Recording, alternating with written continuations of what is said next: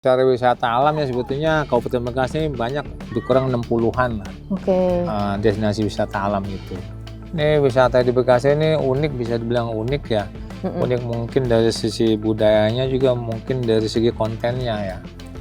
Dari sisi budaya, kalau kita ke Bekasi ini mix ya, campuran dari ada budaya Sundanya, budaya Betawinya, budaya Jawanya juga ada. Nah, ini indahnya di sini keunikannya. Betul. Sebagus apapun wisata, kalau tidak dikelola oleh SDM yang baik, yang berkualifikasi misalnya punya sertifikat kompetensi, ya sama juga. Artinya pelayanan tidak memadai untuk pengunjung yang datang. Makanya kita selalu galakan pelatihan-pelatihan pengembangan kapasitas kepariwisataan. Saya sih berharap untuk warga kita ya harus proaktif lah mengambil peran, khususnya di pengembangan kepariwisataan. Kalau ada sejengkal atau potensi-potensi apapun yang ada di wilayah masing-masing, silakan dieksplor potensi tersebut. Ya, misalnya ada danau kah yang bisa dikembangkan, atau spot-spot mana yang bisa dijadikan tempat wisata, silakan dikembangkan. Tugas kita adalah memfasilitasi ya, sebagai fasilitator dan membuat aturan sebagai regulator. Warga Kabupaten Bekasi mau datang, mau healing ke wisata-wisata yang ada di kabupaten itu sendiri, Kabupaten Bekasi sendiri. Nggak usah jauh-jauh keluar, sehingga uangnya, dananya bisa memutar di kalangan kita, sehingga meningkatkan penghasilan bagi masyarakat Kabupaten Bekasi sendiri.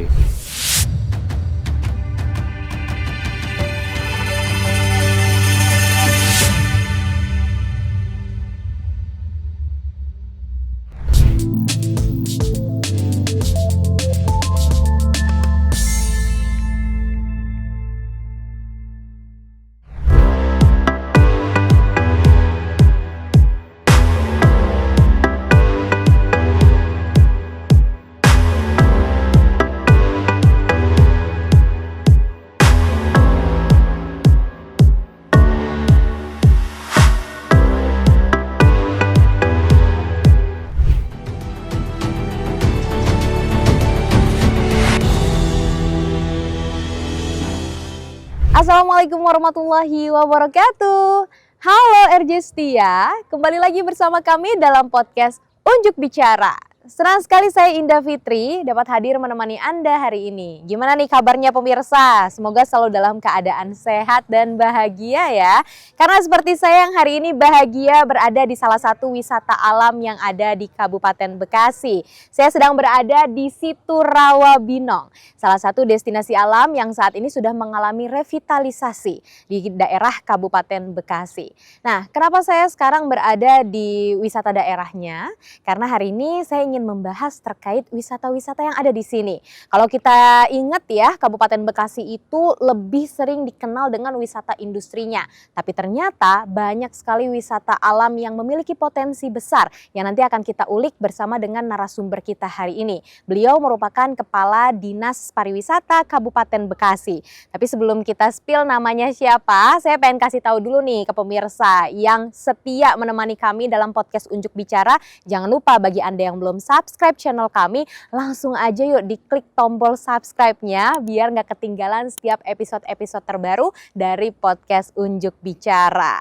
Nah, pemirsa, narasumber kita hari ini yaitu Bapak Dr. Andes Haji Ian Priyatna MSI ya. Beliau merupakan Kepala Dinas dari Pariwisata Kabupaten Bekasi. Nanti akan kita tanya seputar wisata-wisata yang ada di sini, bahkan program-program apa saja nih yang sudah dilakukan oleh Dinas Pariwisata terhadap wisata yang ada di Kabupaten Bekasi. Untuk itu, sebelum kita masuk ke podcast spesial kita hari ini, saya punya pantun dulu nih untuk Anda. Jangan lupa ya, dijawab cakepnya. Karena kalau orang Bekasi kurang afdol rasanya kalau ada pantun nggak dijawab pakai cakep. Jadi saya minta kekompakannya bagi Anda yang nonton podcast hari ini ya. Oke, kita coba. Jalan-jalan ke Rawabinong. Cakep, indah dipandang, penuh pesona.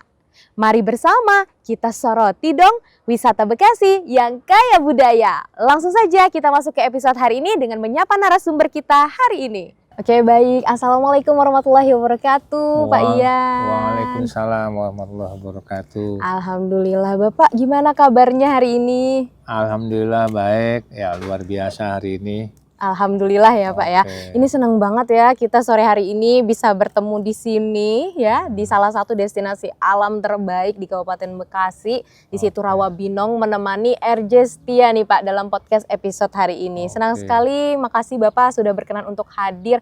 Boleh dong di-spill sedikit nih tadi aktivitasnya habis ngapain aja Bapak hari ini? Hari ini karena hari Senin ya, tadi kita mulai aktivitas kita di kantor dengan adakan apel pagi. Ya, di dalamnya kita adakan briefing ke teman-teman tentang apa-apa yang kita laksanakan dalam minggu terdekat ini. Nah, kemudian saya di situ mengadakan rapat persiapan kegiatan ini dengan rapat besok kita akan mengumpulkan para pelaku yang terkait dengan wisata industri, yaitu Oke. dari pihak pabrikan yang owner pabrik juga dengan travel. Ya, kita besok akan membahas pengupgradean, pemaksimalan fasilitas aplikasi yang sudah kita bikin. Jadi kita pengen aplikasi wisata industri yang sudah kita bikin ini bisa bermanfaat maksimal lah digunakan oleh para stakeholder kita untuk menjemput para wisatawan dari luar Bekasi ataupun dari dalam Bekasi itu sendiri. Benar-benar, karena itu juga salah satu yang bisa mengangkat perekonomian ya Pak ya di kira-kira Kabupaten gitu. Bekasi ya. Oke. Nah Pak Ian, kan Bekasi ini memang terkenal dengan wisata industrinya ya Oke. Pak ya. Sejauh ini orang lebih tahu di Bekasi banyaknya wisata industri. Kadang Oke. mungkin kalau ada yang main ke sini suka bingung ini mau berwisata kemana nih di Kabupaten Bekasi Oke, gitu. ya. Nah ternyata seperti yang kita lihat sekarang Kabupaten Bekasi sudah mulai nih Pak untuk mengembangkan wisata alamnya. Oke. Nah, boleh nih Pak mungkin dikasih tahu kepada pemirsa yang ada di rumah wisata-wisata alam yang sekarang sedang direvitalisasi atau mungkin sedang dikembangkan di Kabupaten Bekasi itu sendiri. Oke, bicara wisata alam ya sebetulnya Kabupaten Bekasi ini banyak, kalau nggak salah lebih kurang 60-an lah Oke. destinasi wisata alam itu. Cuma kan nggak mungkin juga semua yang akan kita angkat karena kita ada keterbatasan anggaran, keterbatasan personel.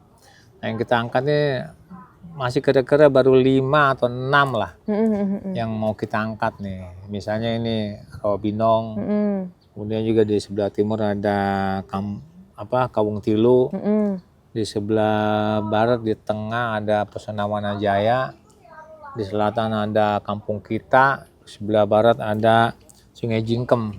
Oke. Bahkan di tengah-tengah di Tambun ada Danau Ciberem juga. Ya, sementara kita mengembangkan 5 atau 6 destinasi tersebut lah.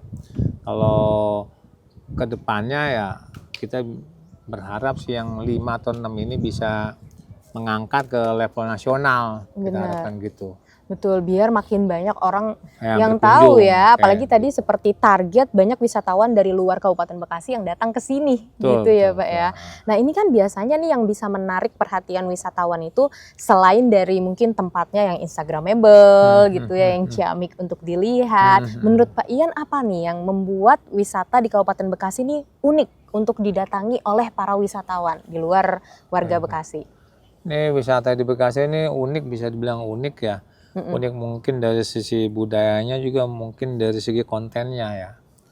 Dari sisi budaya kalau kita ke Bekasi ini mix ya, campuran dari ada budaya Sundanya, budaya Betawinya, budaya Jawanya juga ada. Nah ini indahnya di sini keunikannya. Betul. Kita lihat kalau tari-tarian aja banyak pengaruh-pengaruh dari luar lah, campuran-campuran untuk tari-tari dari Bekasi tersebut. Itu sisi kulturnya. Sisi kontennya, kalau kontennya saya lihat Bekasi ini juga unik juga. Jadi ada yang wisata alamnya, ada wisata religinya, wisata MICE-nya juga yang daerah Lembang itu. MICE kan Meeting Incentive Convention and Exhibition. Nah, ini punya potensi juga Bekasi. Kemudian juga yang nggak lupa juga wisata factory tour ini, EduTrip. Nah ini yang daerah lain nggak punya. Makanya Bekasi ini ya keunikannya bahwa ada yang daerah lain nggak punya, kita punya Oh iya, benar gitu. benar Nah, benar. ini yang akan kita angkat bahwa ini keunggulan Bekasi itu di sini gitu. Iya, wow. Berarti sekarang sudah mulai disusun strateginya sebaik mungkin ya, Pak ya. Kira-kira gitulah, Heeh ya, kita biar kita kembangkan yang bukan cuma wisata alam doang, tapi memang mm-mm. beragam dari itu. Betul. Religinya ada, Mm-mm. sportnya ada, semuanya ada. Benar, setuju sih Pak ya. Tapi nih, seperti tempat kita sekarang nih Pak, di situ Rawabinong itu sendiri. Ini apa aja sih Pak yang diunggulkan nih Pak di wisata Rawabinong ini? Oke. Mm-mm. Sebenarnya Rawabinong ini kan situ alam ya, yang Mm-mm. memang airnya ada terus keunggulannya. Jadi dia nggak pernah kering. Nah, di sini keunggulannya kan di sini udah mulai dibuat wahana-wahana wisata ya, permainan-permainan anak-anak ya, Mm-mm. seperti ayunan ya, perahu-perahuan. Kemudian juga bagi yang hobi mancing, kita lihat di situ udah ada spot-spot mancing. Mm-mm. Silakan. Nah, bagi yang pengen kuliner, di sebelah sana ada restoran besar sana. Mm-mm. Kemudian di sini juga ada sebelah timur ada UKM-UKM yang berjualan. Nah, nanti juga ke depan ya kita akan terus kembangkan kerjasama dengan Pokdawes yang di sini Mm-mm. untuk menambah inilah wahana-wahana wisatanya lah, sehingga lebih membuat pengunjung tertarik. Betul. Samping wahana, saya juga minta Pokdawes untuk membuat event. Oke, event. Event-event entah itu sebulan sekali kah, 2 bulan sekali kah, supaya event itu ibaratnya magnet.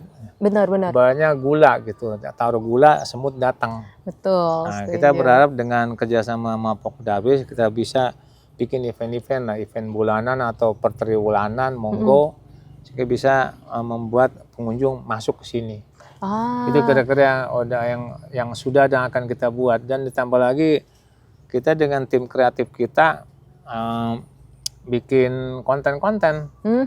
Ya, sejauh ini sih Dinas Pariwisata kontennya cukup banyak lah, cukup banyak yang nge-like semua, sama followersnya juga lumayan, dan kita juga di level provinsi juga nomor 2 di penilaian respons. Nomor 2 Jawa Barat ya, sudah baik lah.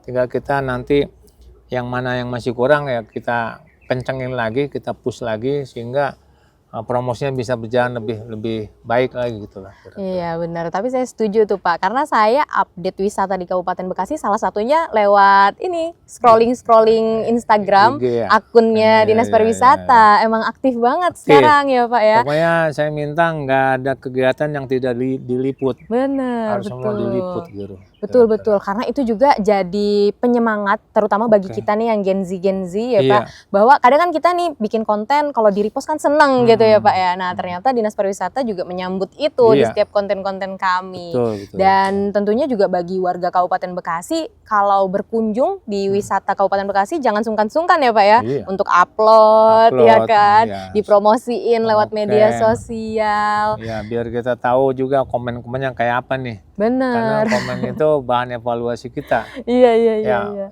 Kita jangan cuma mendengar pujian-pujian aja, tapi juga kritikan-kritikan juga harus kita terima. Betul. Dan itu jadi bahan perbaikan di Dinas Pariwisata. Gitu. Iya, berarti terbuka juga ya Pak ya untuk semua kritikan ya. Semua kritikan-kritikan. Wah ini menarik nih. Jadi tenang aja, pokoknya bagi Anda warga Kabupaten Bekasi, di Kabupaten Bekasi sudah mulai nih tercipta wisata-wisata alam yang cocok ya untuk kita rekreasi, healing lah ya kalau kata anak sekarang gitu ya. Nggak perlu jauh-jauh, di tempat kita sendiri, daerah tercinta kita pun ada. Bahkan nih kalau saya lihat di situ Rawabinong untuk olahraga pun enak ya Pak ya. Udah mulai jogging nih.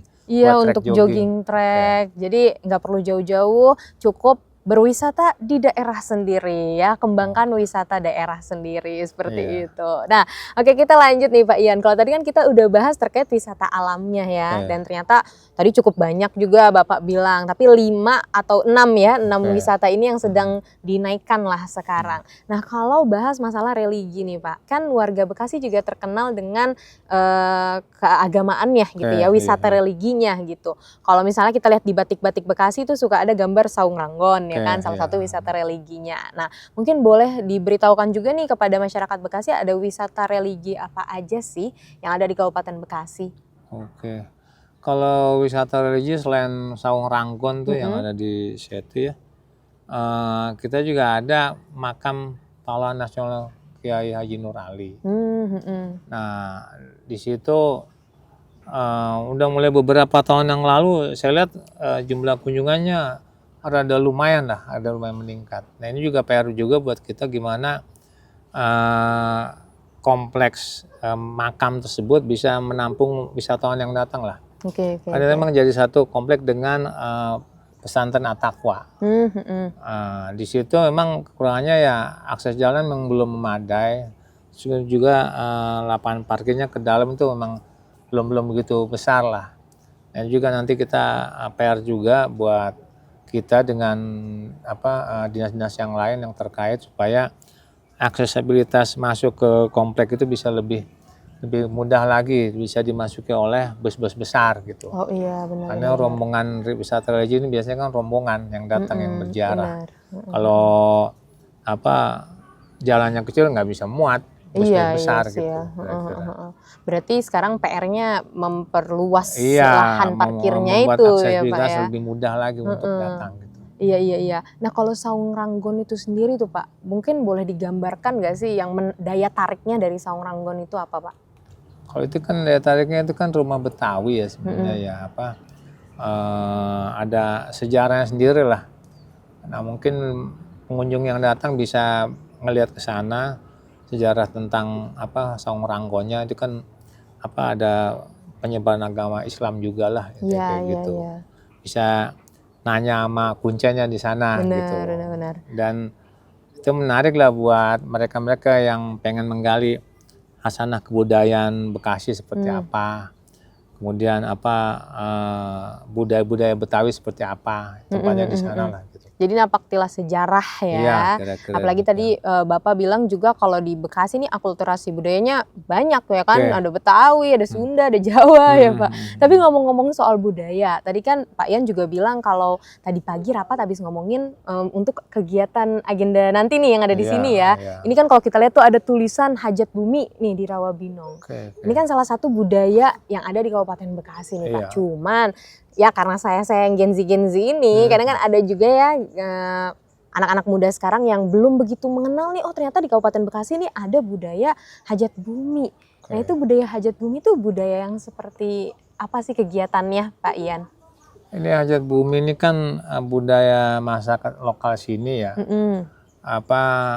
Yang mempersembahkan hasil buminya, hasil panennya ini ya untuk ya didoakan ya panen yang ini membawa keberkahan lah. Kemudian juga tahun berikutnya bisa lebih banyak lagi. Itu bentuk masyarakat sini mensyukuri nikmat yang telah diberikan Tuhan kepada kita gitu. Itu bentuk intinya mensyukuri nikmat Tuhan yang telah diberikan. Dan ini kita berharap Hajat Bumi Rawabinong ini jadi event tahunan. Saya sudah minta ke para Pokdarus di kita agar di tiap destinasi itu dibikin kalender tahunan. Nah dari tiap-tiap Pokdarus itu kita bikin kalender di dinas pariwisata yang mewakili Pokdarus itu mana yang jadi ikon unggulan tiap-tiap event gitu. Termasuk saya minta ini Hajat Bumi Rawabinongnya ini gitu. Kalau menurut Bapak nih, bagaimana cara untuk melibatkan anak muda di Kabupaten Bekasi nih Pak untuk ikut membantulah menyukseskan acara-acara tahunan di pariwisata Kabupaten Bekasi? Untuk melibatkan banyak anak muda ya saya berupaya kita kalau melaksanakan suatu event-event nggak sendiri Mbak. Kita harus kolaborasi dengan semua pihak yang terkait. Nggak mungkin di era sekarang kita kerja sendiri. Artinya nanti capek sendiri kalau kerja sendiri. Nah kita garap kerjasama dengan pihak-pihak lain. Selama ini kita yang sudah kita coba, misalnya kita mengadakan event tahun kemarin kita mengadakan event Karnaval Ekspatriat. Itu kalau dinilai uang rupiahnya di atas 1 miliaran itu. Cuma kan kita cuma trigger doang, dengan anggaran sedikit bisa menimbulkan multiplier effect yang luar biasa. Nah itu adalah akibat kita kolaborasi dengan pihak-pihak lain di Kabupaten Bekasi. Misalnya kita libatkan para owner kawasan industri. Mm-mm. Kemudian kita libatkan juga tenan-tenan di dalamnya. Mm-mm. Kemudian juga kita libatkan komunitas-komunitas. Mm. Kita libatkan juga OPD-OPD yang lain sehingga bisa bersinergi ya membentuk suatu event yang luar biasa bagus lah, yang biasa tingkat multipliernya tinggi terhadap masyarakat. Di situ nanti kan kalau kita bikin satu event ekonominya bergerak. Benar. Hotel ada yang ngisi nambah okupansinya, makanan kuliner laris. Kemudian juga sampai ke tukang parkir semua mendapatkan manfaatnya. Betul. Itulah gunanya pariwisata. Ya, Benar. harus berdampak. Pariwisata itu harus berdampak. Ya, berdampak ekonomi yang positif buat masyarakat gitu. Benar, wow, berarti banyak sekali ya dampaknya Iya. dan juga cara-caranya tadi untuk melibatkan bukan hanya generasi muda tapi semua kalangan Semua nih ya Pak kalangan Ian ya. kita libatkan. Dalam memajukan pariwisata di Kabupaten Bekasi itu sendiri. Nah Pak Ian, kalau ngomongin soal wisata kayaknya nggak lengkap kalau ngomongin masalah kuliner ya. Oke. Biasanya kalau orang berwisata nih pasti nyari kulinernya juga Iya. nih untuk mengisi perut gitu kan, makanan. Apalagi di Kabupaten Bekasi ini kan banyak sekali ya kuliner-kulinernya. Boleh nggak nih di-spill Pak Ian, makanan-makanan khas Kabupaten Bekasi yang wajib banget nih dicoba sama pemirsa yang melihat podcast kita kalau lagi berwisata di Kabupaten Bekasi. Oke. Sebenarnya banyak ya makanan-makanan ciri khas Bekasi. Cuma yang kayaknya udah naik daun nih ya, yang perlu di-spill supaya publik tahu nih ya, yang menjadi favorit kita adalah Iya. gabus pucung. Ah, Ya, setuju. gabus pucung itu dari ikan gabus ya dengan sayur campuran dari keluak gitu ya. Betul. Dengan rempah-rempah yang lain itu memang rasanya benar-benar eksotik banget dah. Ikan gabus ini. Iya. Kemudian juga kalau kita ke Gembong tuh ada bandeng yang udah nggak ada durinya, dicampur sama dagingnya segala macam sehingga rasanya sangat-sangat enak dah gitu. Bandeng rorot namanya. Oke. Kemudian kalau kue-kuenya ada kue akar kelapa. Iya. Yang renyah itu. Renyah, crispy. manis ya. Gitu. Salah satunya itulah. Wah. Dan itu nanti kita akan kembangkan kuliner ini dengan mengadakan semacam festival-festival kuliner lah. Betul, biar Ya. banyak yang tahu ya Pak ya. Iya. Tapi emang yang paling identik tuh kalau nanya di Kabupaten Bekasi emang gabus pucungnya sih Gabus ya Pak pucung, ya. ya. Oke. Itu enak banget. Apalagi kan kalau saya dulu pernah waktu itu saya operasi tuh Pak. Kan dijahit ya, katanya juga makan ikan gabus. Gabus tuh ya. Ngobatin luka juga cepet ya. sembuh gitu. Iya, benar. Albuminnya. Betul. Nah, gara-gara itu saya jadi kenal gabus pucung gitu Pak. Oke. Iya, ternyata emang ini salah satu makanan favoritnya nih di Iya, Kabupaten Bekasi. berkhasiat buat obat ya. Iya, ada khasiat obatnya juga ya Pak. Tapi kalau Pak Iya, Ian iya. sendiri makanan favoritnya apa nih? Selain yang disebutin ada lagi nggak? Kalau saya sih selain gabus pucung ya tadi bandeng rorot itu. Bandeng rorot tadi ya. Karena emang Benar-benar. itu ciri khas banget gitu. Iya, saya belum nyobain tuh Pak. Nelayan di utara yang di Gembong itu. Wah, penasaran nih saya nih Iya. Pak. Kayaknya daerah-daerah, kalau saya kan kebetulan sekitar Cikarang ya. Jarang deh saya nemuin itu Pak. Iya, memang jarang kalau daerah pantai ke utara. Kalau pantai banyak ya. Iya, Berarti ini PR juga nih Pak kayaknya. Dari Iya. Muara Gembong harus bisa dibawa ke sini Pak. Nanti dah ini kita coba ya UKM-nya. Bener. Kayak ngelempar produknya ke sini gitu. Betul biar nyobain ya. Oke. Tapi emang Muara Gembong ini kan salah satu banyak hidden gem-nya ya Pak ya. Iya. Karena belum banyak orang yang Betul. kesana lah gitu. Mungkin dari aksesnya juga gitu kan Betul, cukup jauh dari pusat pemerintahan juga kan daerah Muara Gembong. Ini kalau di Muara Gembong nih Pak, ada nggak spot-spot yang bisa dibanggakan gitu loh Pak, selain destinasi pantainya tadi? Sebenarnya banyak di Gembong gitu. Kemarin baru ada mungkin 2 minggu yang lalu saya ke sana ke Gembong ke tempat ada tempat atau pulau yang mangrove gitu yang masih tempatnya sama lutung Jawa. Oh wow. Ya, lutung Jawa. Nah, di situ banyak wisatawan yang datang pakai nyewa perahu. Itu luar biasa, indah bener. Karena kita menuju ke sana dikelilingi sama hutan mangrove. Iya benar. Yang rimbun gitu. Iya. Enak, adem. Nah, di situ ada lutung Jawa pada berkeliaran, memang masih liar.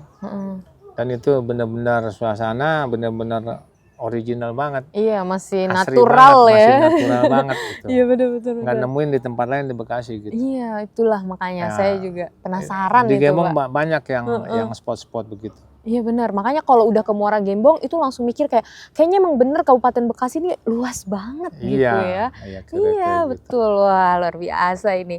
Nah, Nah, wah ternyata kan tadi banyak ya Pak, kita udah bahas iya, terkait destinasi wisata yang ada di Kabupaten Bekasi. Nah, iya. biar makin tergambarkan nih oleh kami sebagai masyarakat Kabupaten Bekasi terkait program dari Dinas Pariwisata. Boleh nggak nih Pak dikasih tahu ke kita sekarang nih ada program-program apa aja yang sedang dikembangkan atau program-program yang sedang disusun oleh Dinas Pariwisata Kabupaten Oke. Bekasi untuk wisata kami ini. Kalau bicara detailnya ya bicara program, tentunya makan waktu banyak ya, Mm-mm. tapi ada beberapa garis besar yang memang sedang kita kerjakan di Dinas Pariwisata saat ini gitu. Di Mm-mm. antaranya misalnya pengembangan destinasi ya, program pengembangan destinasi itu memang di antaranya ya macam-macam kayak gini nih, pembuatan trek jogging entah di sini entah di mana di destinasi-destinasi yang lain kita kita kembangkan gitu. Kemudian juga program peningkatan kapasitas SDM kepariwisataan. Nah, yang itu kita tidak tinggalkan karena apa? Sebagus apapun wisata, kalau tidak dikelola oleh SDM yang baik, yang Betul. berkualifikasi misalnya punya sertifikat kompetensi, ya sama juga. Artinya pelayanan tidak memadai untuk Benar-benar. pengunjung yang datang. Makanya kita selalu galakan pelatihan-pelatihan pengembangan kapasitas kepariwisataan. Ya, itu buat cerita pengembangan kapasitas. Kemudian juga nggak lupa juga promosi. Nah, promosi selain kita yang konvensional kita lakukan berupa roadshow atau mengikuti pameran di mana gitu. Tapi juga kita promosi lewat konten medsos. Oh ya. Nah, itu yang selalu kita gencarkan sehingga kalau sekarang udah zaman medsos ya cepet lah dengan biaya yang seringan mungkin publik bisa tahu apa yang kita lakukan, potensi-potensi yang ada di kita, sehingga publik makin lebih curious lagi, lebih pengen tahu lagi untuk datang ke Kabupaten Bekasi. Wah, Itu betul ya. kira-kira 3 program yang sedang kita laksanakan dan akan dilaksanakan juga tahun depan. Oke, kalau tadi kan kita udah dengar program dan juga perannya nih dari pemerintah. Nah, kalau peran dari warganya nih, apa harapan Pak Ian nih terhadap peran-peran masyarakat agar bisa mensupport nih setiap Oke. program-program dari Dinas Pariwisata? Saya sih berharap untuk warga kita ya harus proaktif lah mengambil peran, khususnya di pengembangan kepariwisataan. Kalau ada sejengkal atau potensi-potensi apapun yang ada di wilayah masing-masing, silakan dieksplor potensi tersebut. Ya, misalnya ada danau kah yang bisa dikembangkan atau spot-spot mana yang bisa dijadikan tempat wisata, silakan dikembangkan. Tugas kita adalah memfasilitasi ya sebagai fasilitator dan membuat aturan sebagai regulator. Sehingga gimana caranya warga terus bisa mengembangkan potensinya sehingga meningkatkan kesejahteraan masyarakat sekitar di tempat wisata tersebut gitu. Oke, wah sebelum kita menutup nih Pak Ian, Oke. boleh dong satu pesan ya disampaikan kepada masyarakat Kabupaten Bekasi terkait harapan dan juga visi-visi ke depannya nih dari Dinas Pariwisata untuk wisata yang ada di Kabupaten Bekasi. Oke, ke depan ya kita berharap pertama partisipasi publik di Bekasi lebih meningkat lagi di bidang kepariwisataan. Kita berharap warga Kabupaten Bekasi mau datang, mau healing ke wisata-wisata yang ada di kabupaten itu sendiri, Kabupaten Bekasi sendiri. Nggak usah jauh-jauh keluar. Ya, kita bisa berwisata di kampung sendiri, di Bekasi sendiri, sehingga uangnya, dananya bisa memutar di kalangan kita sehingga meningkatkan penghasilan bagi masyarakat Kabupaten Bekasi sendiri. Itu pertama. Kemudian kedua harapannya ya ke ke depan dengan makin meningkatnya potensi wisata di Kabupaten Bekasi, kami berharap adanya masukan-masukan lah, sumbang saran pikiran dari teman-teman baik itu di masyarakat maupun stakeholder kepariwisataan untuk memberikan kontribusi pemikirannya, sumbangannya dengan yang dia bisa untuk membantu kita di Dinas Pariwisata dalam mengembangkan pembangunan di Kabupaten Bekasi ini. Nah itu dia tadi ya pemirsa. Nah tentunya sekarang juga menjadi tugas kita nih sebagai warga Kabupaten Bekasi untuk memberikan dukungan ya, support semua program-program dari Dinas Pariwisata dan ikut bangga tentunya dengan wisata yang ada di Kabupaten Bekasi. Dengan cara banyak bantu untuk mempromosikan ya, apalagi sekarang media sosial sudah semakin mudah untuk diakses. Jadi makin-makin lah kita ya mempromosikan daerah kita biar orang tuh taunya ke Kabupaten Bekasi bukan cuman untuk wisata industri aja ya Pak ya, tapi wisata alamnya juga bener, terus kulinernya juga ya dan hal-hal lainnya seperti itu. Seru banget ya obrolan kita pada sore hari ini Pak Ian di Situ Rawabinong terkait pembahasan wisata-wisata yang ada di Kabupaten Bekasi. Mudah-mudahan apa yang kita sharing hari ini bisa menambah pengetahuan bagi warga Kabupaten Bekasi dan pendengar podcast kita tentunya Pak Ian. Kalau gitu Pak Ian terima kasih banyak atas waktu dan kesempatannya ya. Bapak sehat-sehat terus ya Pak ya. Dan semoga ini warga-warga makin semangat untuk mempromosikan wisata yang ada di Kabupaten Bekasi. Sebelum menutup ini saya punya pantun nih Pak Ian. Saya boleh minta cakepnya nggak nanti Bapak? Boleh ya. Kita kompak ya ngomong cakepnya ya Pak. Oke, pergi ke pasar membeli selendang. Cakep. Jangan lupa beli ketupat. Cakep. Wisata Bekasi indah dan gemilang. Mari kita jaga bersama dengan semangat. Terima kasih ya untuk Pak Ian dan juga terima kasih untuk RJ Setia yang sudah mendengarkan podcast hari ini. Kalau gitu saya Indah Fitri pamit undur diri. Sampai jumpa di episode RJ Pro selanjutnya. Wassalamualaikum warahmatullahi wabarakatuh.